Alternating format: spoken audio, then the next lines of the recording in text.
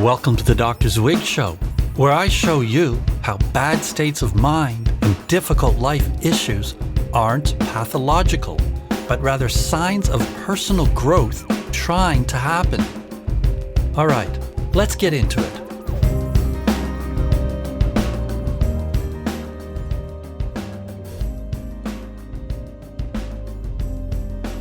Greetings, people. How are you today? I'm here in my music studio, struggling to write a guitar part that my fingers are rebelling against. I'm actually not sure who's right, my fingers or the guitar part. It's that old dilemma of knowing who's right and wrong, and also when to keep pushing and when to use resistance as a sign to change course. I like what I hear in my head, but I don't like what I hear on the guitar. Sort of like not liking someone, or you like them, but they're trouble.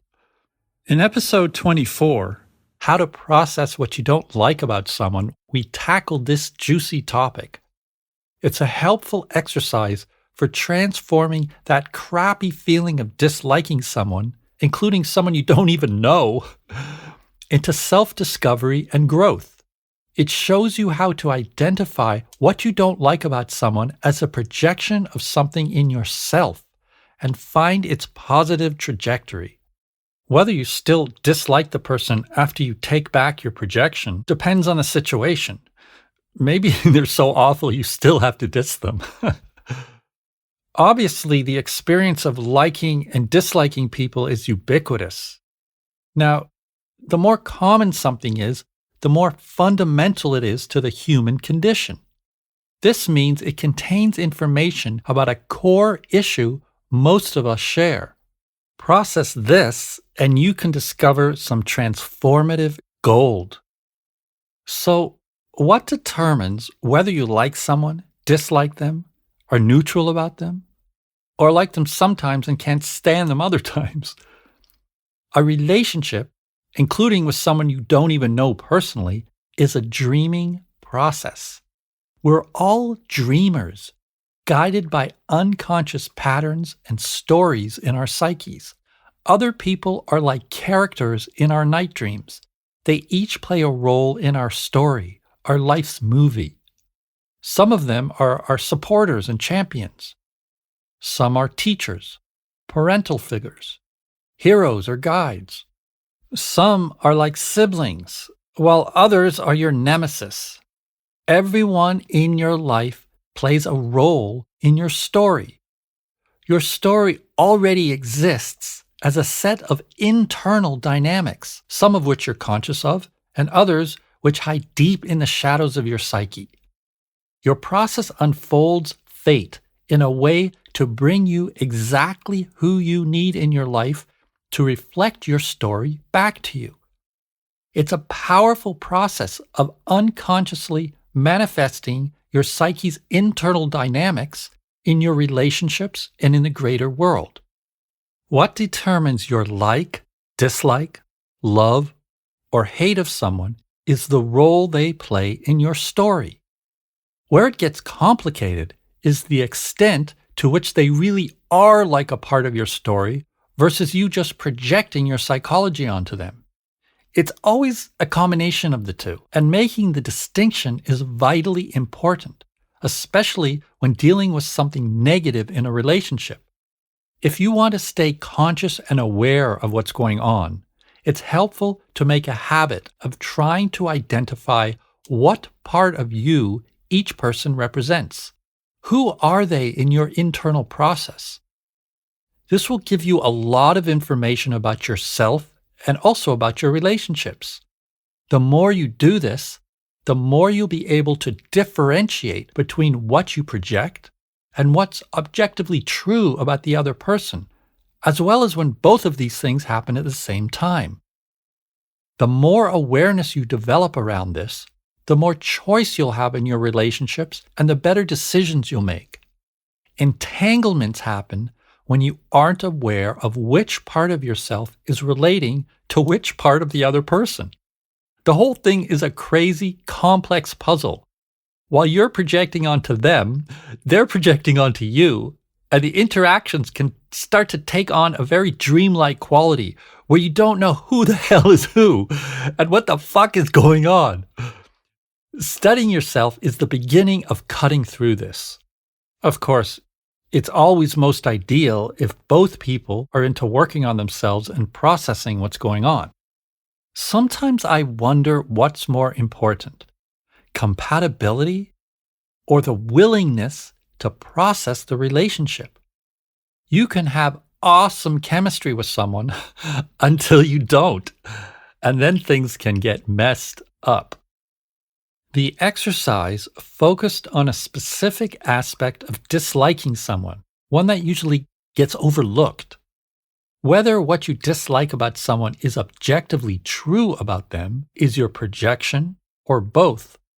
The negative quality you see in them is the seed for a positive quality in yourself.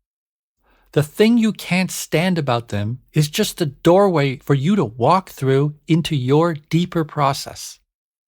Say you don't like someone who's loud and obnoxious. It doesn't mean you're unconsciously loud and obnoxious. I mean it could. But more often, it means there's something in that type of behavior that you need. Not the negative aspects, but something positive. For example, I'm a fairly internal person, so I've had my share of being irritated by loud, aggressive blabbermouths in public places. People I don't even know. Oh, and folks talking on their phone, like on the treadmill beside me at the gym, don't even get me started. I always tell them to shut up because some people have zero awareness of their environments and how their behavior affects others. But these folks are actually my teachers. When I explore these supposedly awful people by play acting them, it awakens me to my own need to follow myself in the world and not always look to other people's reactions. In other words, I need to be loud and obnoxious, figuratively speaking, but in a more conscious way. I don't want to bother people, but I do want to follow my true self in the world. Interestingly, what happens when I do this kind of inner work is that I'm no longer so bothered by these people. And if I am, it's minor, and I'm not in such a mood about it. Speaking of my internal nature, besides loving people, I also have really passionate relationships with non-people things. Ideas, my body, trees, clouds, butterflies, birds, wind, water, and of course, music. Man, do I sound airy-fairy. But it's true. For example, my relationship with music is kind of intense. It brings me all the love, ecstasy, pain, and sorrow you can feel in human relationships and in life, but it's with a bunch of sound waves just hitting my ears. Me and music have a sort of love fest, an orgasmic mystery tour into the cosmic muse. But once in a while we have problems. I'll want to play a certain thing, and my guitar won't play it. Like today. Before I said it was my fingers, now I'm blaming it on the guitar. It just won't do what I want it to do, and I get mad. I yell at it.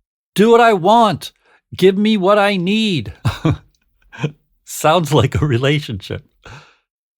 I wrote a song called Everybody Love. It's about embracing diversity in the world and in ourselves, and it was pitched for radio play. This was years ago. They said it was a great song, but the music needed something, and that was it.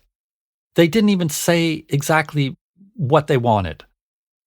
I thought it probably needed to be re-recorded, so I went back and started from scratch.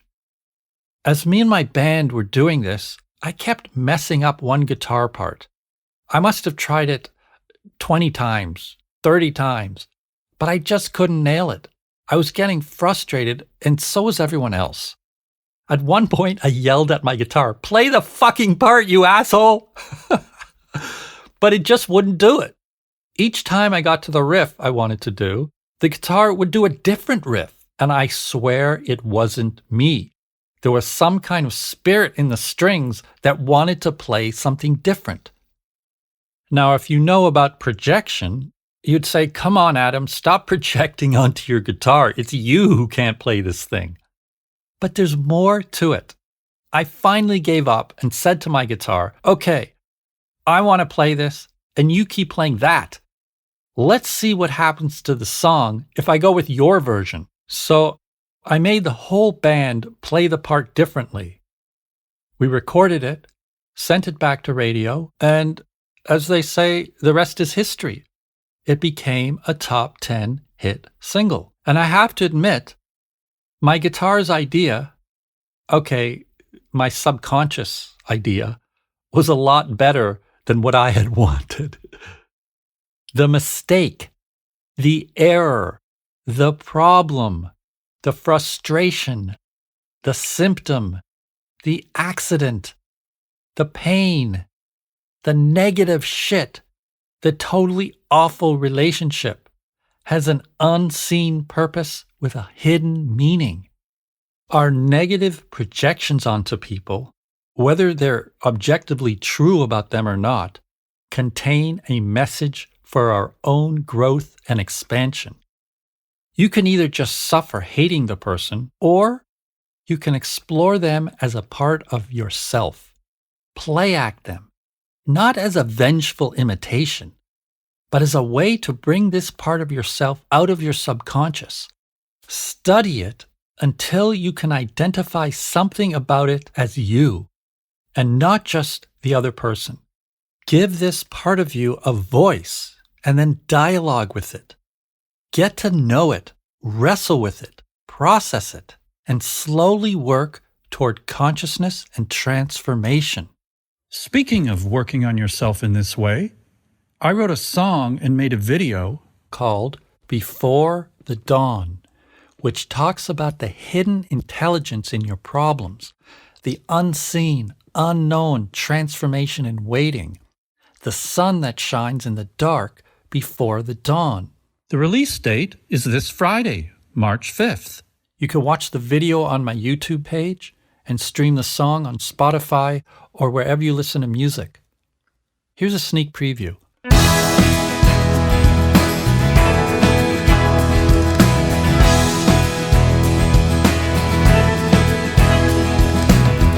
the desert, dust and cold, where the wind blows through your soul, hear the voices children ring, hallelujah, let them sing to the sun,